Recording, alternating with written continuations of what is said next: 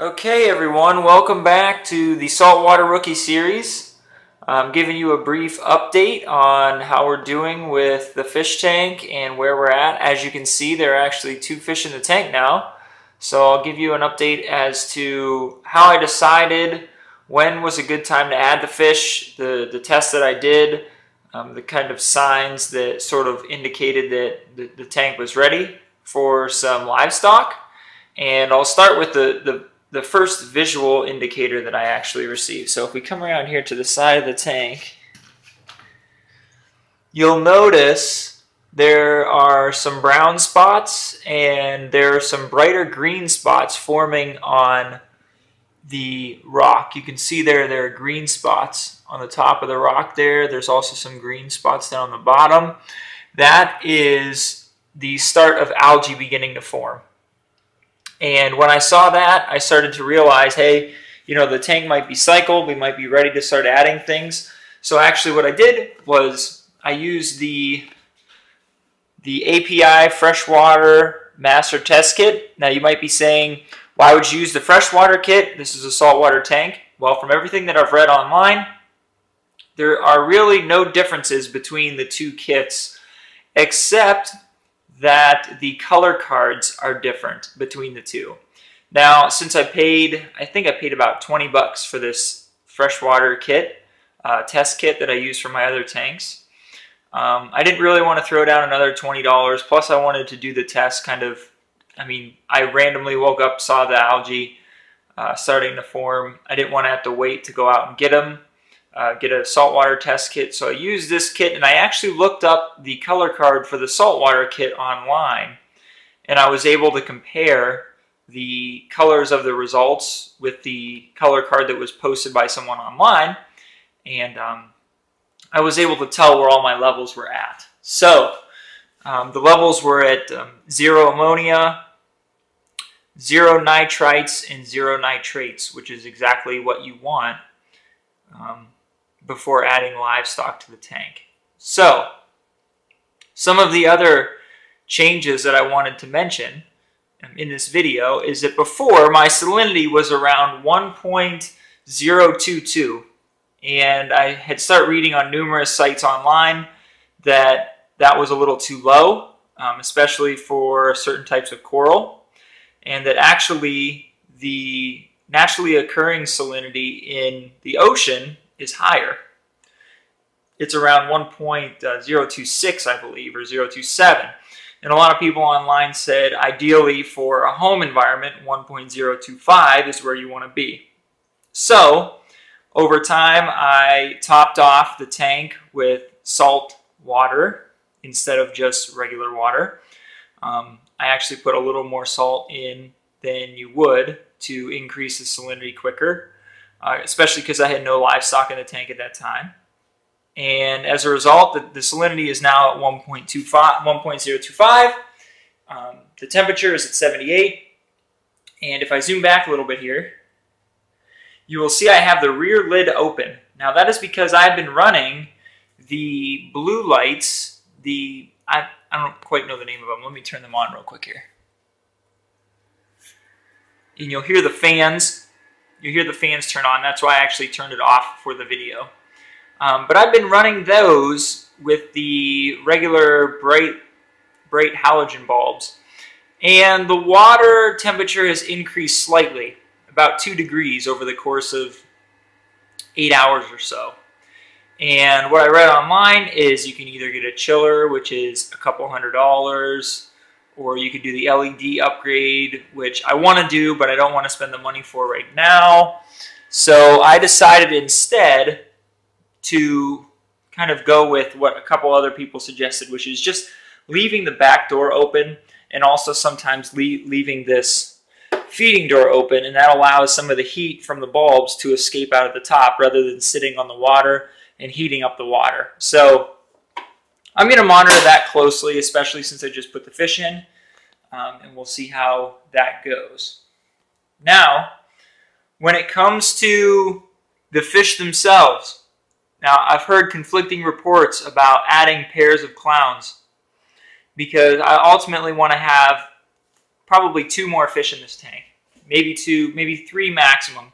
But one of the 2 fish that I want to get is either like an angel or a butterfly, and those are a little bit larger. So I might only end up with 4 fish in the tank. So some things online say, you know, don't add a pair of clowns. They'll become territorial. They'll kind of, you know, force the other fish out if you add the clowns first.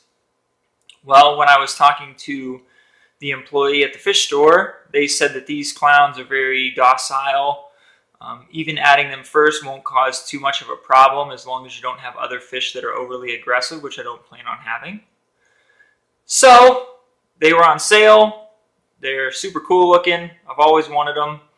So I took the plunge and I got 2 clownfish. And I believe they're called Ocellaris or Ocellaris. I'm not really sure.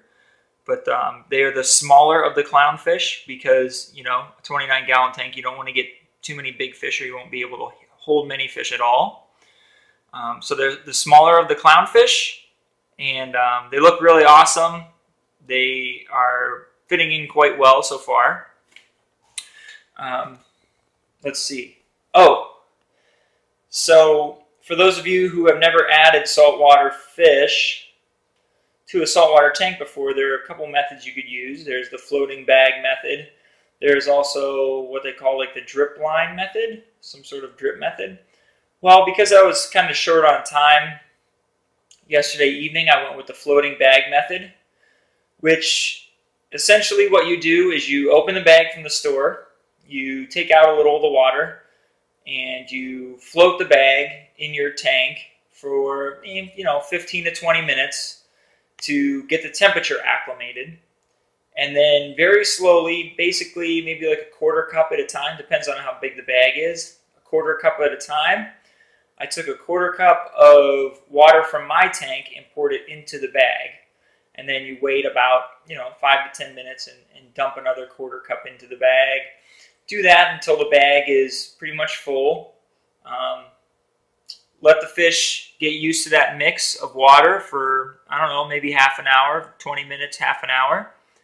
And then with a net, take the fish out of the bag and put them directly into the tank. You know, as most of you know, especially if you worked with a freshwater setup, you are never supposed to take the water from the fish store and pour it directly into your tank. Because if there were any you know, fish with disease, if there are any pathogens, if there are any bad bacteria in the fish tank at the store, dumping all of that water into your tank will introduce that into your environment, which you don't want to do. So, now that we've got 2 fish, some people might be wondering, you know, why didn't you put coral in first? From what I've heard and what I've read on numerous sites, you know, adding fish because of the waste they produce, and, you know, because you have to feed them, so you're introducing more food into the environment. Adding fish cause a more dramatic swing in terms of the balance of like ammonia, the nitrate levels and things like that. So a lot of people recommend adding some livestock to your tank first, making sure the tank is stable for even a couple months before adding coral, because the environment needs to be pretty stable for coral to thrive and survive. So that's what I plan on doing. And, you know, you might also be wondering about a cleaner crew, which are, you know, snails, hermit crabs, things like that. Again, the thing with a cleaner crew, I'm going to order mine off of reefcleaners.org or .com. I can't remember which it is. I'll put a link in the description. But the thing about a cleaner crew is if you introduce a cleaner crew and there is not enough algae and things for them to consume, they'll simply die because that's how they live. So I want a little bit more of algae to grow within the environment before I would introduce something like that. There are the 2 clowns. Look at them. They're having fun in there. And as you can see, just again showing some of the algae on the side. But I would need higher levels of algae and things growing in the tank before I would introduce a full cleaner crew that I'm going to purchase from Reef Cleaners. So again, I'll probably wait, you know, a couple weeks before I do that. and I will also, post a video when that happens, and I'll also post a video of any updates that take place between now and then. So, thus far, things are going really well. I haven't fed them yet. I will be feeding them soon.